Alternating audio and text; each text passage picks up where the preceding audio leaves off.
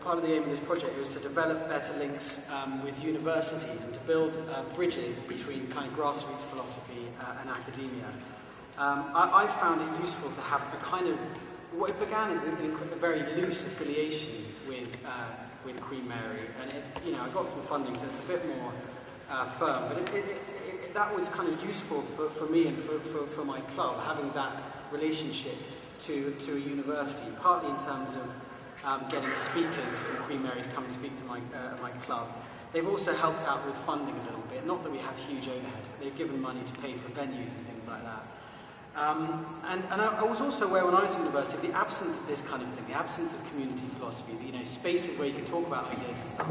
So I'm going to try, hopefully, I've got a bit of funding to start a kind of practical philosophy course for undergrads. We don't have any undergrads doing philosophy because we don't have a philosophy department anymore, sadly. So this will be open to anyone. I thought, you know, God, this venue would be so great for that, to do that here.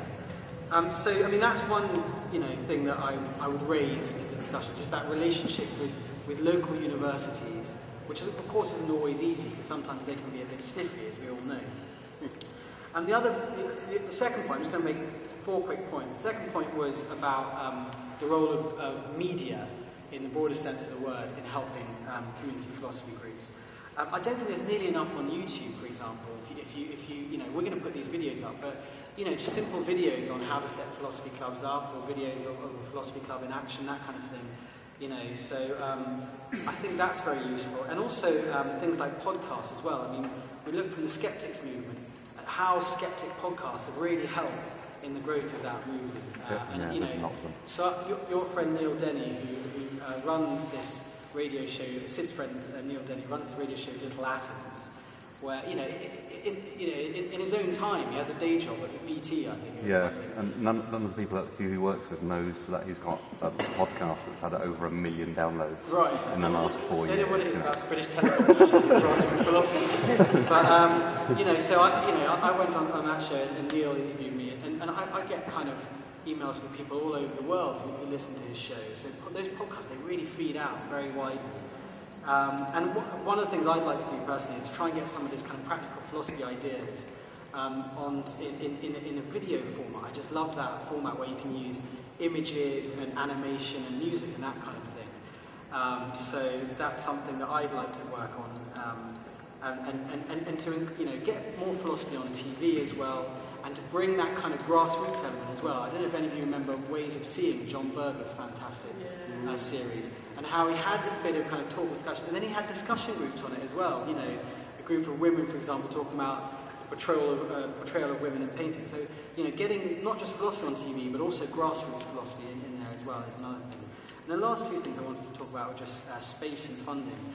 I mean, venues is a kind of, I found a perennial challenge. We're always like ringing around each other, you know, and emailing each other, the organisers of the London Philosophy Club, trying to find a venue, trying to find spaces. I'd be interested to hear your stories about that. And then, you know, funding, you know, whether that's an issue. Do groups feel the need for funding? Is that something that there's an absence of? A lot of these groups have been doing great without funding, so maybe that isn't an issue. But one of the things I suggest in my report is you know, getting philosophy out beyond the middle classes. It tends to be the people who kind of come to these groups. Whether, you know, there's a need for funding if you want to do more outreach, trying to get places, you know, where people might, you know, not even know what philosophy is or something, and more of that introduction to philosophy. Or if you want to do more of a kind of structured course thing, I think you can ask speakers, if you use the speaker model, to give up an evening for free, but if you're asking for them to give up more than that, you know, you've got to look at payment. So whether that's an issue, but some of you might say, we don't need funding, you know, we work fine without it. So those are just 4 things I'd raise, you know, which I'd like to do, or challenges I find to kind of open the discussion. But throw those questions over to the table and see where the conversation leads. I want to call it geography. You know, I want to go to geography, which I do often actually, and work with geographers, because I've learned a lot about the significance of space and place. I've done a lot of work on street corners, and